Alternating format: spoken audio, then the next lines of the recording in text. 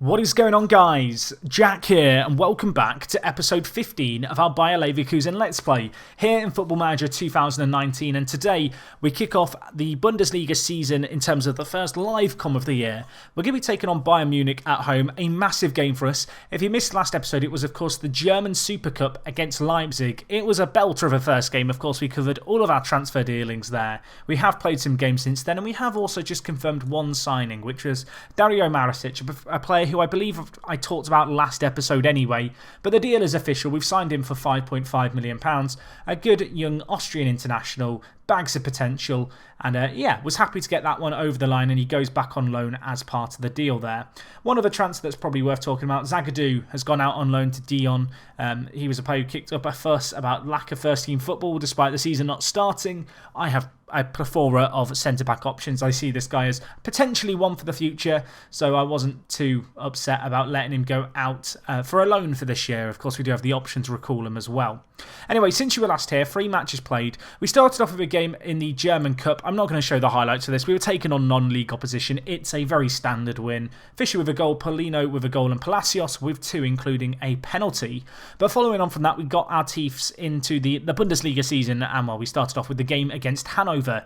As you can see here, statistically, we were the better team. 2-0 the final score. It did take until the latter stages of the second half for the deadlock to be broken here. Leon Bailey with what was a speculative long shot that went to VAR, and I was kind of nervous, you know. I'm not sure what it went to VAR for, but there was a moment of kind of quiz show waiting for the correct answer to be read out. The nerves got to me, but the goal did stand. It was a lovely goal as well.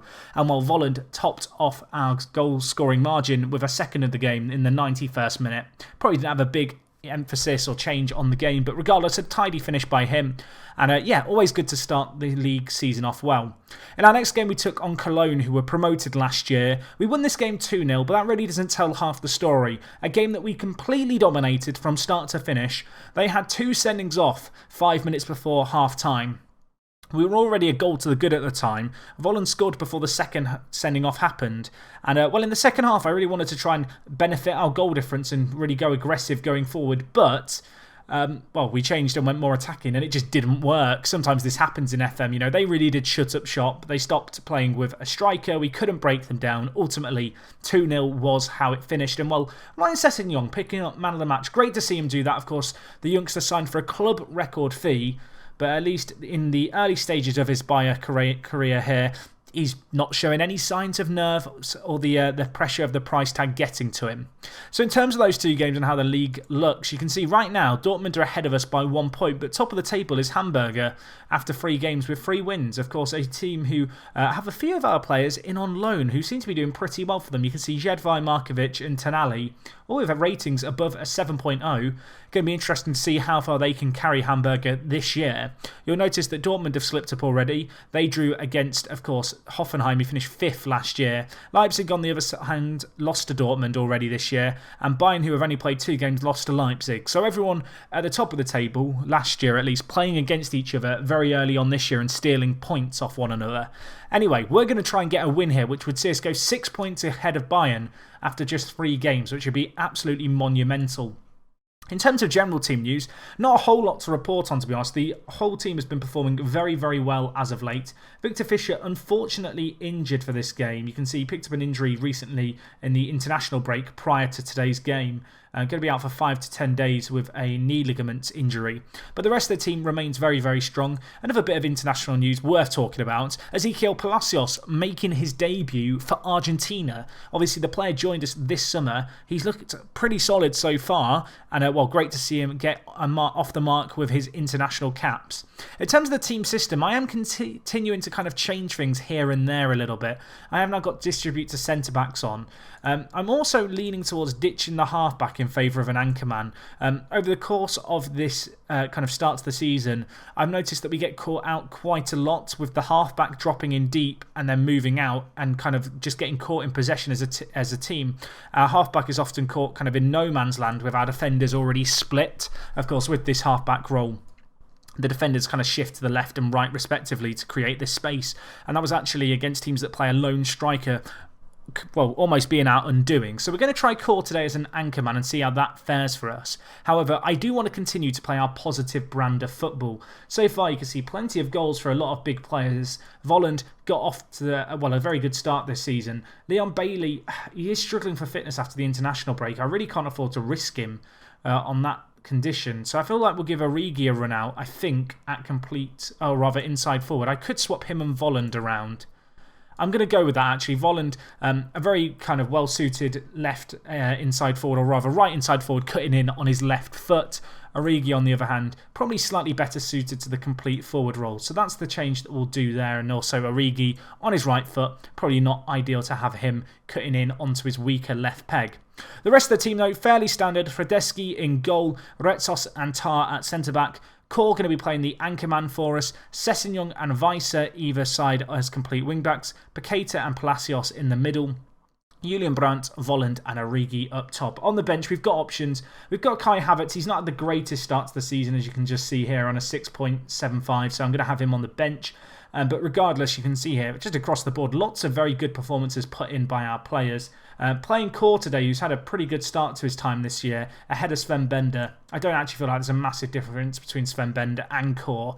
And, well, they're going to be rotated a fair bit this year, just as the season goes on. Expect this not to necessarily be the most unusual of changes for us to do. You know, there's not a massive difference between these guys. Sven Bender, perhaps slightly the better player, but ultimately Core is going to be a longer fixture of the first team, and so I have to put a little bit of priority into giving him first team football. Regardless, let's see how we do get on today. In terms of their team, you can see here, it's a pretty scary lineup all in all. Neuer in goal, Alaba, Söler, Boateng and Kimmich at the back four. Hummels is out injured. Thiago, Tolisso and then Barella, who they signed this year, make up their centre midfield. Draxler, who was signed this year from PSG, starts alongside Lewandowski and Muller. You can see, looking at their average ratings, Muller's in good form. Lewandowski as well, but Draxler, not been at the races so far in the few games that he's played for us. In terms of our players out of form, Julian Brandt, the player who really needs to step it up today. We'll see how he gets on, shall we? In terms of what I'm hoping for from this game, at home, with our kind of dominating kind of possession style of football that we've kind of started to play since kind of, well, our rough run of form last year, I feel like this is the kind of home game where we should hopefully be shutting up shop and causing them some problems. I have tweaked, as I said, some of the team instructions since the start of the season, including the Anchorman, which we're going to try out today. But in terms of other bits and pieces, I am now looking for the team to press a little bit more. I do think with the athleticism that we have in the midfield and in our complete wing-backs, we really have the capabilities and the energy to kind of press hard. It's going to be interesting to see, obviously, the gegenpressing style of play caused us problems last year when it came to player fitness and injuries. We are now on the full release of the game. We'll have to see how things go, I guess, all in all. But, well, we'll take it as it comes, as Draxler's on the offensive here early. And, well, that's not the start we wanted. 15 minutes gone. Lewandowski with what was, quite frankly, a tap-in. I think it's Weiser caught out of position here. You can see the number 23. Just not the right side of his man. It already makes me wonder, should I just be playing the complete wing-backs a little bit deeper against their inside forwards? Their inside forwards are really going to try and exploit this channel of space between the wing-backs and the centre-backs, and in playing our wing-backs higher up the pitch, we're probably just making that gap and that space that those players have to operate in that little bit bigger. Anyway, despite the rough start in terms of the scoreline, you can see we've almost had 60% of possession, and we've had some chances of our own. Bayern, of course, very, very clinical, very talented squad. Undeniably the best team on paper in this league, although paper's never won a football match, I don't think.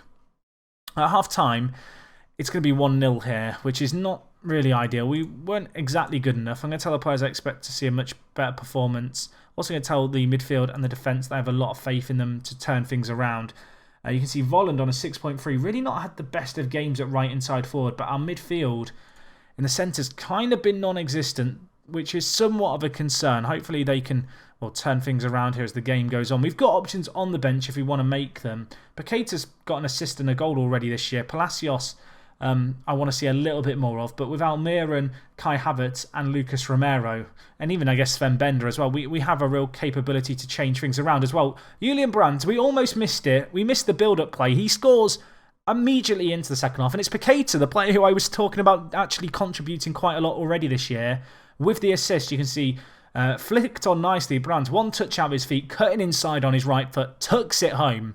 We'll take that. His first goal of the season, a player who I said needed to step up. That is what I'm talking about. And hopefully, with that team talk ringing in my players' ears, we can step things up here. As we have a set piece, Brandt, back post.